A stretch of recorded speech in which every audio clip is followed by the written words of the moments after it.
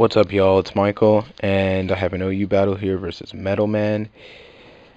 It's a new OU team that you guys have never seen before. I guess anyone that I've battled with it have seen it, but I haven't uploaded any matches, so it's a fresh face for everyone to see and enjoy, and I hope y'all do enjoy this match.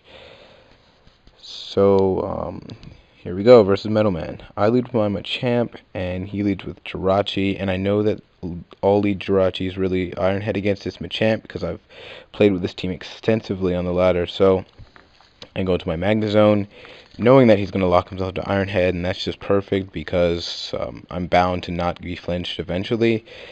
So I go first for the Thunderbolt if I can get a hit off, and I do, because I know that will drop it down to over half. And next, I need to get my substitute up, and I know it will take 3 hits for Ironhead to destroy my sub. So that's 2 hits that it leaves me with. But really, the main point is that it won't 2-hit KO my sub, or 1-hit KO my sub, and that's good because my second Thunderbolt will kill it, and Magnezone pretty much has a free start to the match, which is nice. So his Jirachi is also the only Pokemon that's not nicknamed on this team, which I found kind of weird. But whatever. He sends in Colossus, his Tyranitar, and I actually thought it would be Dragon Dance because there's no reason to send a Scarfer so early.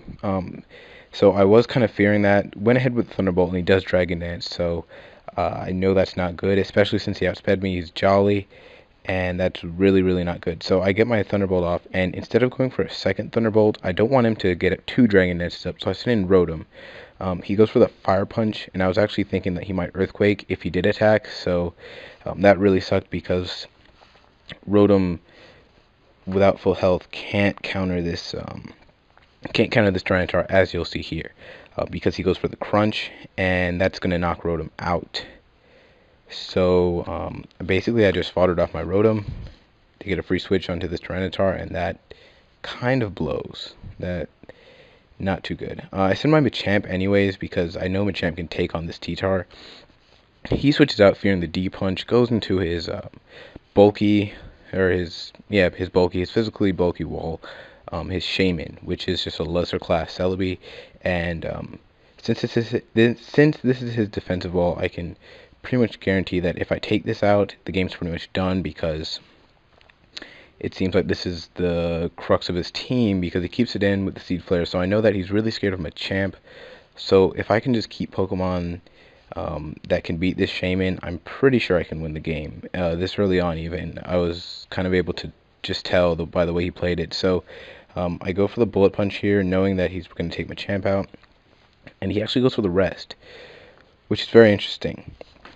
But it's really fine for me because he didn't take out Machamp, and I'm able to do more damage with it. So all in all, it's not too bad. I did reveal that I have priority, but it probably won't come in handy anyways.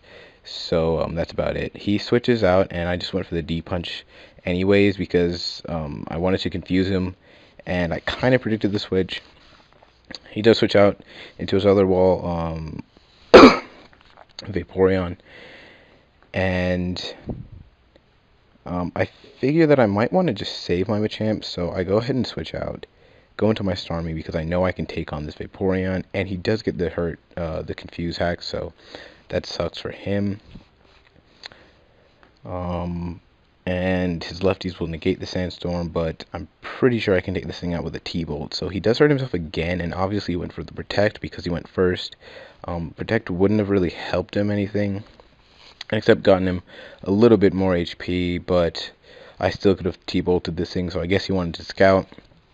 Really a safe switch would have been to Shaman, but probably not all that safe because he didn't want to take much damage on his wall. So he sends in his T-Tar here, and I'm really glad that he had switched out.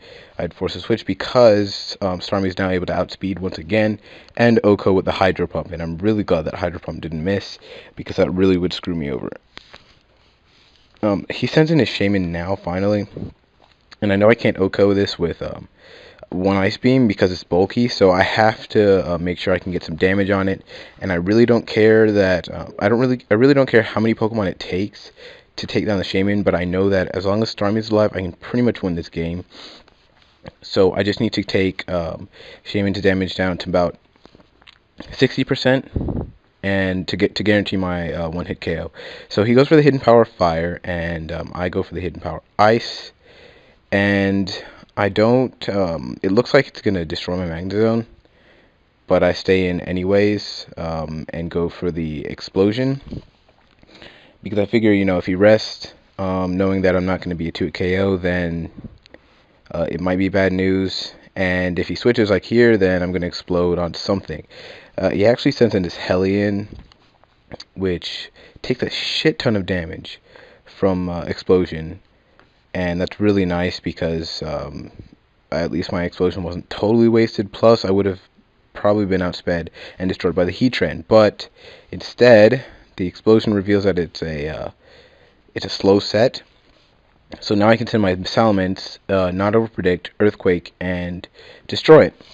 If it had been left with a full HP, I probably would have predicted the scarf and played differently. So that's really good.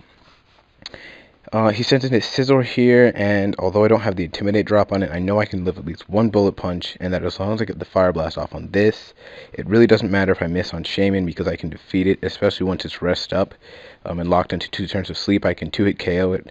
So the Fire Blast here is really crucial because Scizor locked into Bullet Punch will be taken out with Starmie, but I want Starmie at as full health as possible. He goes for the Sea Flare just to take out my Salamence to make sure that he can take it out. And that's still good because, again, I have Starmie to revenge, and that's really not a problem. So he Seed Flares, takes out Salamence, and that's fine because I have Starmie, who then goes for the Ice Beam, and that is the game. So good game, MetalMan. I don't think he uploads, so there's no link to his channel. But in any case,